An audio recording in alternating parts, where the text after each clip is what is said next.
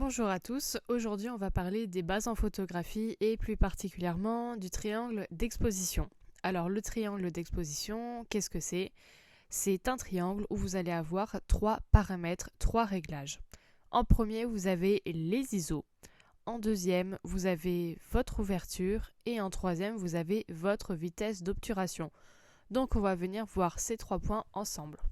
À savoir que vous avez ce triangle d'exposition, mais vous avez aussi des modes sur votre appareil photo où vous avez par exemple priorité vitesse, priorité ouverture. Et selon votre besoin, vous allez utiliser un mode plus qu'un autre. Moi par exemple, je fais principalement de la photo sportive et donc je suis régulièrement en priorité vitesse. Beaucoup utilisent la priorité ouverture et je pense que la priorité sur les ISO est beaucoup moins utilisée. Beaucoup gardent leurs ISO en automatique. Mais tout ça, évidemment, ça dépendra du choix de chacun. Maintenant, on va s'intéresser au mode manuel. Et le mode manuel va nous permettre de choisir chaque paramètre de ce triangle d'exposition. Donc, on peut absolument tout gérer. C'est le mode dans lequel on va se mettre aujourd'hui et je vous invite d'ailleurs à le faire en même temps que moi pour pouvoir ajouter vos réglages au fur et à mesure. Alors commençons et on va commencer par la vitesse d'obturation. Alors la vitesse d'obturation, qu'est-ce que c'est? C'est la vitesse à laquelle vous allez figer ou non votre mouvement. Comme vous l'avez compris, moi je fais principalement de la photo sportive ou même animalière. Donc chez moi, la vitesse d'obturation, elle est généralement assez élevée. Donc quand je dis assez élevée, c'est très rare que je sois en dessous des 1000. Donc c'est 1 millième. Mais il m'arrive très régulièrement d'aller à beaucoup plus. Je suis en moyenne, je pense, à 1600. Mais parfois je vais à 2000, voire à 4000 lorsque je fais de l'animalier comme des petits oiseaux. Alors, plus un sujet va vite et plus vous allez devoir augmenter votre vitesse d'obturation afin de figer votre sujet. Si vous laissez une vitesse d'obturation très peu élevée, donc on va dire très peu élevée, on va dire 250 par exemple, si vous avez un sujet rapide, vous allez avoir du flou. Et cela va dépendre des situations. Par exemple, si vous faites du portrait, 250 de manière générale, c'est très bien. Et par contre, si vous voulez faire ce qu'on appelle des pauses longues, il va falloir ralentir, donc baisser encore votre vitesse d'obturation. Donc là, parfois, on peut être à 1/30, 60, dans ces eaux-là. Et là, ça va vous faire une pause longue. Et donc, vous pouvez faire défiler, par exemple. Bon, là, ce n'est pas réellement une pause longue. Une pause longue est vraiment beaucoup plus lente. Parfois, on peut laisser son appareil photo, donc son boîtier, faire des photos pendant 10, 20, 30 secondes, si ce n'est plus. Il y a aussi un flou dont on doit parler, c'est le flou de bouger. Plus vous allez avoir une longue focale et plus vous allez avoir du flou de bouger. Donc le flou de bouger, c'est quoi? C'est vous quand vous allez bouger, puisque votre vitesse ne sera pas assez élevée pour compenser également vos mouvements, étant donné que vous êtes sur un téléobjectif. Du moins la plupart du temps, ce problème se rencontre sur les téléobjectifs. Cela peut aussi arriver avec une focale fixe à 50 mm par exemple. Une chose aussi à savoir, c'est que plus vous allez avoir une vitesse d'obturation élevée, plus votre photo sera sombre. C'est là où intervient le triangle d'exposition, c'est qu'il va falloir compenser avec un autre réglage, donc soit les ISO, soit l'ouverture, et on va en parler tout de suite. Donc parlons maintenant de l'ouverture. Alors l'ouverture, qu'est-ce que c'est? Sur vos objectifs, vous avez généralement des chiffres qui suivent après le nom, et ce sont ces chiffres qui sont importants.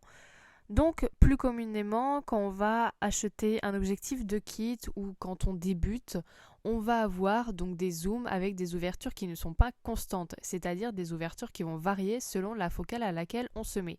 Ça va être des objectifs qui peuvent commencer à 3.5 et qui vont se terminer à 5.6, 6.3. Là, celui que je vous montre, c'est un 24-70, donc c'est un zoom, mais il a une ouverture constante, c'est-à-dire qu'il restera tout le temps en 2.8. Bien évidemment, je peux le fermer davantage. Donc quand on dit fermer, ça veut dire qu'on augmente ce chiffre.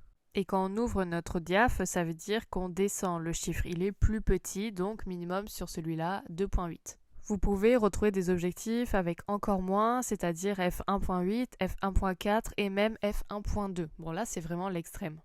Mais alors, pourquoi c'est important cette ouverture? Alors déjà, comme vous l'avez compris, ça va permettre de faire rentrer plus de lumière. Et oui, parce que faire rentrer plus de lumière, c'est plus simple pour compenser sur notre triangle. Comme dans le cas où on va avoir une vitesse d'obturation plus élevée. Donc là, si on se met à augmenter notre vitesse d'obturation parce que notre sujet va aller encore plus vite, si on en a la possibilité, on va compenser en ouvrant davantage. Alors ça travaille sur la lumière, la fameuse ouverture, mais pas que. Avoir une grande ouverture, ça va aussi vous permettre d'avoir un bokeh. Alors un bokeh, qu'est-ce que c'est? C'est la séparaison que l'on va avoir entre un sujet et l'arrière-plan. Et ça, c'est vrai que c'est quelque chose que l'on aime bien avoir parce que ça détache vraiment notre sujet du fond et ça nous permet de faire une plus jolie mise en valeur, notamment lorsqu'on fait du portrait. En paysage, ça va être l'inverse. On va avoir tendance à fermer un petit peu son diaphragme pour avoir plus de zones de net. Et pourquoi plus de zones de net? Eh bien parce que l'ouverture compte aussi sur ça. Plus vous allez fermer votre diaphragme et plus vous aurez une grande zone de focus. Pour exemple, lorsque je fais de la macrophotographie, je me mets régulièrement en moyenne à f9. Parce que c'est un très petit sujet, donc si je réduis encore ma zone de mise au point, ma zone de focus, ça va être vraiment d'avoir très compliqué mon insecte en entier qui sera net. Donc vous l'aurez compris, avoir une grande ouverture, c'est bien. C'est encore mieux d'ailleurs d'avoir une grande ouverture constante, donc ça évite de retoucher à ces réglages. Mais ce n'est pas une obligation, puisque dans certains cas, vous aurez besoin de fermer votre diaphragme. Et maintenant, passons au dernier point, au dernier réglage de notre triangle, qui est les ISO. Les ISO, ça va vous servir à ajouter ou à enlever de la luminosité à votre image. Beaucoup gardent les ISO en auto. Moi, je pense que je les laisse autant en auto que moi qui décide. C'est vraiment 50-50, ça dépend des situations. Mais je dirais qu'il est quand même mieux d'avoir la plupart du temps le minimum d'ISO possible. Alors pourquoi? Parce que plus vous allez monter dans vos ISO et plus vous allez avoir du bruit. Alors aujourd'hui on a de très bons outils pour enlever le bruit, réduire le bruit, vous avez le denoise sur Lightroom. Mais tant que la situation vous le permet, ça c'est vraiment un conseil, mettez vos ISO le plus bas possible. 100, 200, 400. Vous avez aussi des boîtiers qui permettent de vous mettre à 50, je pense notamment au Sony. Donc 50 ISO, 100 ISO, c'est vraiment très bien. Et c'est là où votre triangle d'exposition va entrer en compte, va entrer en jeu. C'est si vous ne voulez pas monter trop dans vos ISO, eh bien vous allez compenser en ouvrant davantage votre diaph ou en baissant, bien évidemment, si la situation vous le permet, en baissant votre vitesse d'obturation. Donc vous l'aurez compris, maintenant tout est une question d'équilibre, donc vitesse d'obturation, 10 vitesses plus élevées pour les sujets les plus rapides, 10 vitesses plus lentes pour les sujets qui ne sont pas forcément en mouvement. Pour les ISO, eh bien, le mieux c'est d'avoir le moins d'ISO possible, donc les ISO le moins élevé possible. Et pour l'ouverture, eh bien, dans la plupart du cas, on va préférer avoir une grosse ouverture, donc descendre le plus possible dans les chiffres parce que ça met généralement en valeur notre sujet, même s'il y a toujours des exceptions dans le type de photo que l'on fait. Voilà, j'espère vous avoir aidé. Si vous avez des recommandations à faire pour les débutants, n'hésitez pas à les ajouter en commentaire. Il est possible que j'ai oublié des points. Alors notez tout ça et on se dit à bientôt pour une prochaine vidéo.